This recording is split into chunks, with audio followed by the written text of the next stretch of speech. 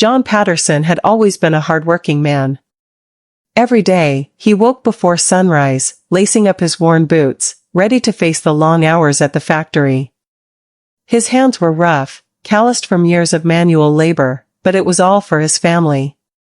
His wife, Sarah, and their 2 children, Emma and Jack, were everything to him. But despite his efforts, life was unforgiving. It seemed as though every penny he earned evaporated the moment it touched his hands, swallowed by bills, rent, and the daily struggle to put food on the table. Their house, a small and dilapidated rental on the outskirts of town, had seen better days. The paint was peeling, the roof leaked when it rained, and the windows rattled in the wind. It wasn't much, but it was home, and Sarah made the best of it. She was the glue that held everything together, managing the household with grace despite the overwhelming challenges. She worked part-time at a local diner, picking up extra shifts whenever she could. But no matter how hard she and John worked, they always seemed to be one step away from losing everything. Emma, their eldest at 10 years old, was a bright and cheerful girl, though John could see the sadness behind her eyes. She never complained, but he knew she noticed the way other kids had new clothes, toys, and school supplies that she couldn't afford. Jack, who was 8, was a dreamer. He loved to draw and would spend hours sketching on the backs of scrap paper. John wished he could nurture his children's talents and dreams, but the constant financial strain made it impossible. One evening, as John trudged home from work, exhausted and covered in grime, he couldn't shake the feeling of despair that had been growing inside him for months. It felt like a heavy stone sitting in the pit of his stomach, weighing him down more with each passing day. He loved his family more than anything, but it was becoming harder to keep going. Every day felt like an uphill battle, and he was losing the strength to keep fighting. As John rounded the corner to his street, a sleek black car pulled up beside him. It was out of place in their rundown neighborhood, its polished exterior and tinted windows gleaming under the fading sunlight. The window rolled down, and a man with silver hair, dressed in a tailored suit, looked out at him. "Mr. Patterson?" the man asked, his voice calm and smooth. John stopped, taken aback by the stranger. "Yeah, that's me." "Who are you?" The man smiled, but it didn't reach his eyes. "My name is Mr. Hawkins. I've been watching you for some time. You're a hard worker, a family man." John's brow furrowed. "What do you want?" "I want to help you," Hawkins said simply, his gaze steady. "I know things have been difficult for you. I'm offering you a way out. A solution to all your problems." John scoffed. "What could you possibly offer me?" Hawkins' smile widened slightly. "I'm prepared to offer you $1 million, cash. In exchange, you must leave your family. You walk away, disappear from their lives, and never return." John felt his heart stop. For a moment, the world around him seemed to freeze as the man's words sank in. $1 million? He could hardly fathom such a sum. It was more money than he had ever dreamed of, enough to wipe away every worry, every struggle. But the cost, leaving Sarah, Emma, and Jack? How could he do that? I don't understand," John stammered. "Why would you offer me something like that?" Hawkins leaned forward slightly, his eyes cold and calculating. "That's not for you to worry about. All you need to know is that the money will be yours, and your family will never have to struggle again. All I ask is that you leave and never look back." John stood there, stunned, as Hawkins handed him a card with a phone number on it. "You have 48 hours to make your decision," Hawkins said before the window rolled up and the car drove away, leaving John standing on the sidewalk, clutching the card like a lifeline. That night, John couldn't sleep. He lay awake in bed, staring at the ceiling as Hawkins' offer played on an endless loop in his mind. $1 million. It seemed impossible, like something out of a dream. With that kind of money, he could give his family everything they'd ever wanted. They wouldn't have to worry about bills, rent, or food. Emma and Jack could have new clothes, new toys, and an education that would set them up for life. Sarah wouldn't have to work herself to the bone anymore. But the price? He would have to leave them. Walk away without a word and never return. The thought of it made him sick. How could he abandon the people he loved most? How could he leave Sarah to raise their children on her own? The guilt gnawed at him, but the temptation was strong. The next day, John went through the motions at work, unable to focus on anything but the decision looming over him. His coworkers noticed his distracted state, but he brushed off their concerns, telling them he was just tired. But inside, he was a storm of emotions, fear, guilt, hope, and despair, all warring for control. When he got home that evening, Sarah greeted him with a tired smile, her apron still tied around her waist from her shift at the diner. Emma and Jack ran up to him, excited to show him the drawings they had made that day. As he looked at their smiling faces, his heart ached. How could he even consider leaving them? But as the evening wore on, the reality of their situation came crashing down on him once again. Sarah sat at the kitchen table, going over the bills, with a look of frustration on her face. Emma asked if they could buy new school supplies, and Sarah had to explain that they couldn't afford it right now. Jack's shoes were falling apart, but there wasn't enough money to buy new ones. It was the same story every day, barely scraping by, always just a step away from losing everything. John watched them in silence, feeling the weight of his failure as a provider. He wanted so desperately to give them more, but no matter how hard he worked, it was never enough. $1 million would change all of that. With that money, they could have everything they deserved. That night, as he lay in bed, John made a decision. He would take the offer. He would leave, and though it would break his heart, it was the only way to give his family the life they deserved. He convinced himself that it was a sacrifice he had to make for their sake. The following day, John called Mr. Hawkins. His voice was shaky as he spoke the words that sealed his fate, "I'll do it." Hawkins didn't sound surprised. "Good. You've made the right choice, Mr. Patterson. The money will be transferred to your family's account once you've left. You must be gone by tonight." John hung up the phone, his hands trembling. He couldn't believe what he had just done. There was no turning back now. That evening, after Sarah and the kids had gone to bed, John sat down at the kitchen table with a pen and paper. He had to leave them a note, something to explain his absence, but he couldn't tell them the truth. How could he explain that he had abandoned them for money? Instead, he wrote that he was leaving because it was the only way to give them a better life, and that they should never look for him. With tears in his eyes, John folded the note and placed it on the table. He quietly packed a small bag, taking only the essentials, and stood in the doorway of his children's room, watching them sleep. Emma's face was peaceful, her arm draped over her stuffed bear. Jack had kicked off his blanket, his little feet poking out from under the sheets. John wanted to memorize every detail, every feature, because this would be the last time he would see them. He kissed them both on the forehead, then turned and walked out the door. As he stepped into the cool night air, he felt as though a part of his soul had been ripped away. But he didn't look back. He couldn't. John moved to a city far from his hometown, taking up residence in a modest apartment under a new name. With the money Mr. Hawkins had promised, he no longer had to worry about finances. He bought new clothes, set up a bank account, and even invested in a small business. On the surface, his life was comfortable, but inside, he was a broken man. Every morning, he woke up alone, his heart aching with the loss of his family. The apartment, though spacious and well-furnished, felt cold and empty. No matter how much he tried to distract himself with his new life, the void left by Sarah, Emma, and Jack was unbearable. John tried to tell himself that they were better off without him. He imagined them living comfortably, no longer struggling to make ends meet. He pictured Emma smiling with new school supplies and Jack running around in new shoes. But the image of their happiness only brought him more pain.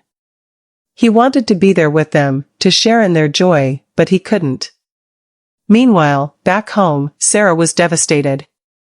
When she woke up to find John gone, she was confused and terrified. His note offered little comfort, and though the money appeared in their bank account shortly after his disappearance, it only deepened her suspicion. Why would he leave them like this? Where had he gone? Was he ever coming back? The children were heartbroken. Emma cried for days, refusing to believe that her father had left them. Jack, too young to fully understand, kept asking when Daddy was coming home. Sarah had no answers for them. All she could do was try to hold the family together, even as her own heart shattered. The money did help. Sarah paid off their debts, bought new clothes for the kids, and fixed up the house. But no amount of financial stability could replace the emotional void left by John's absence.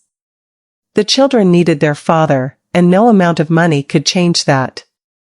As the months turned into years, the effects of John's decision became more apparent. Sarah had done her best to move forward, but the emotional toll was overwhelming. She had lost the man she loved without any explanation, and the pain of his absence never went away. She threw herself into her work and raising the children, but every night, she cried herself to sleep, wondering what had gone wrong. Emma, now a teenager, had grown increasingly withdrawn. She barely spoke to her mother, preferring to lock herself in her room and escape into books and music. She had never forgiven her father for leaving, and the betrayal festered inside her, turning into anger and bitterness. She didn't trust anyone anymore, convinced that people would always leave in the end. Jack, on the other hand, had become rebellious. As he grew older, he began to act out, skipping school, getting into fights, and hanging out with the wrong crowd. He was angry at the world, angry at his father for abandoning them, and angry at his mother for not being able to explain why. He lashed out at everyone, refusing to open up about his pain. Sarah tried to reach them, but her own grief made it difficult. She was doing everything on her own, and though the money had taken care of their financial problems, it couldn't mend the emotional wounds. She felt like she was losing her children, just as she had lost John. As for John, his new life felt more like a prison than a fresh start. The money, once a source of hope, had become a symbol of his guilt. He couldn't enjoy it, couldn't use it without feeling like he had sold his soul. Every time he bought something, he thought of Sarah and the kids, wondering if they missed him or hated him for leaving. He tried to move on. He tried to fill the void with work, distractions, and even alcohol, but nothing helped. The loneliness was unbearable. He had sacrificed everything for what he thought was the right decision, but now he realized how wrong he had been. His family didn't need money. They needed him. John spiraled deeper into depression, his life unraveling before his eyes. The business he had started failed, and he found himself drifting aimlessly from one empty day to the next. He had no one to turn to, no one to confide in. He was utterly and completely alone. One cold winter day, as Sarah was cleaning out the attic, she came across an old box filled with John's belongings. Inside, she found an envelope addressed to her in John's handwriting. It was dated just before he left. Her heart pounded as she opened it, her hands trembling. The letter inside revealed everything. John explained the offer Mr. Hawkins had made, how he had taken the money in exchange for leaving them, and how he had convinced himself that it was the only way to give them a better life. He had thought that by leaving, he was doing the right thing, but now, years later, he realized how wrong he had been. Tears streamed down Sarah's face as she read the letter. She couldn't believe what she was reading. John had left them for money? He had abandoned his family, not because he didn't love them, but because he thought they'd be better off without him. The realization hit her like a wave, and she collapsed onto the floor, sobbing. For hours, Sarah sat there, overwhelmed by a mixture of anger, grief, and understanding. She was furious with John for leaving, but at the same time, she could see how much he had struggled with the decision. He had thought he was making a sacrifice for them, but in reality, he had destroyed their family. Meanwhile, in the city, John's life was falling apart. He had lost everything, the business, the money, and any sense of purpose he had once clung to. He spent his days wandering the streets, haunted by the ghosts of his past. The guilt had consumed him, and he knew he couldn't live like this any longer. One night, as he sat in a bar, drowning his sorrows in whiskey, he made a decision. He had to go back. He had to find Sarah and the kids, even if it was too late. He couldn't live with the weight of his guilt any longer. He had to try to make things right, even if they never forgave him. John stood outside his old house, his heart pounding in his chest. It had been years since he had seen Sarah, Emma, or Jack, and the thought of facing them filled him with dread. He had no idea how they would react to his return, but he couldn't stay away any longer. He had to face the consequences of his actions. Taking a deep breath, he knocked on the door. Sarah opened it, and for a moment, they simply stared at each other. She looked different, older, more tired, but still beautiful. John felt a lump rise in his throat as he took in the sight of her. "John?" Sarah's voice was barely above a whisper, filled with shock and anger. He nodded, unable to speak. For a moment, it seemed like time stood still. Then, without warning, Sarah's expression shifted from shock to fury. "What are you doing here?" she demanded, her voice shaking with rage. "After all these years, you just show up? Do you have any idea what you've done to us? To me? To the kids?" John's heart sank. He had expected anger, but hearing it from her was more painful than he had imagined. "I know, Sarah. I know I made a terrible mistake. I thought I was doing the right thing, but I see now that I was wrong. I'm so sorry. I'll never be able to make up for what I did, but I couldn't stay away any longer. I had to see you." Sarah's eyes filled with tears, but she shook her head. "It's too late, John. You left us.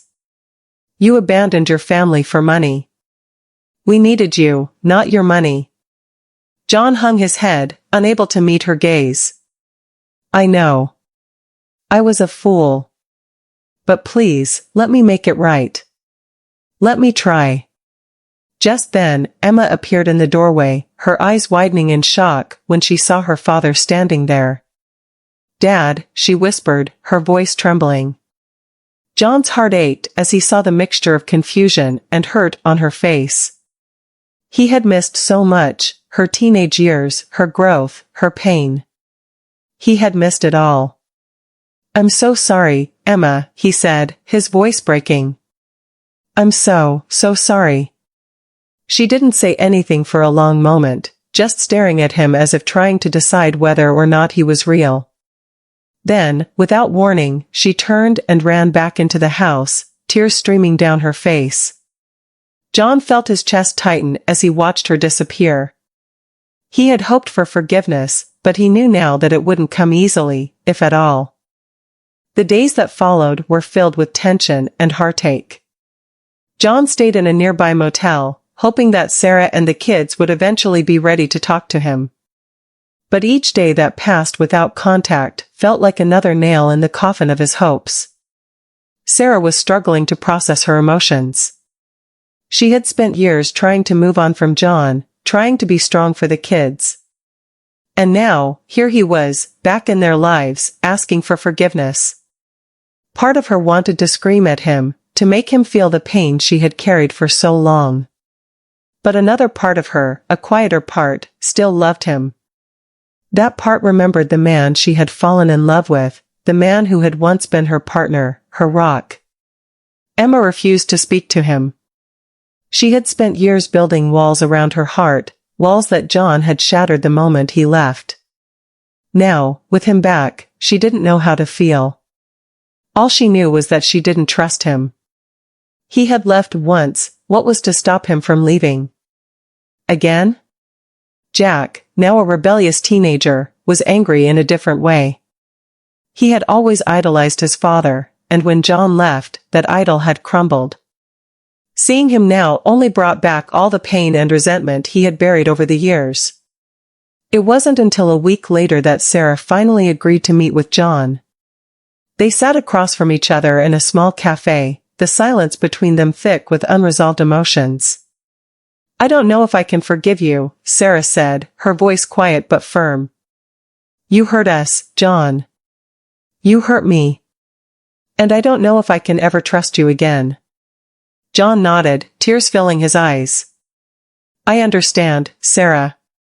I don't expect you to forgive me right away. I don't even know if I deserve it. But I love you. I never stopped loving you, and I want to make things right. I want to try, if you'll let me." Sarah looked down at her hands, her fingers trembling slightly.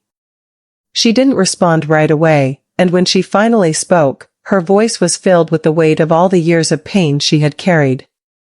"You have a long way to go, John. If you want to be part of this family again, you have to prove that you're willing to stay. That you won't run away when things get hard." "I will," John said, his voice steady. "I promise you, Sarah. I'll do whatever it takes." The road to forgiveness was long and difficult. Emma and Jack struggled to reconnect with their father, and the wounds of the past didn't heal overnight. But slowly, bit by bit, they began to rebuild their relationship.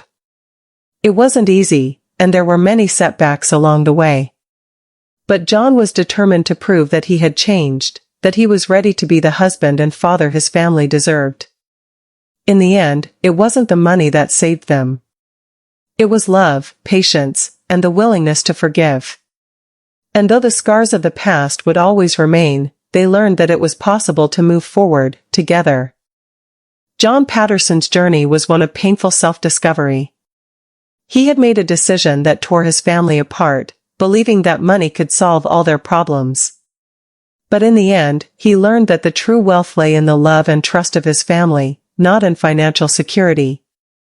It took years of guilt, regret, and loss for him to understand that no amount of money could replace the bonds that held them together. Though the road to redemption was long and fraught with difficulties, John's story is a testament to the power of love, forgiveness, and the human spirit's capacity for healing. In the end, he found his way back to the people who mattered most, and together, they began the slow but hopeful process of rebuilding their lives.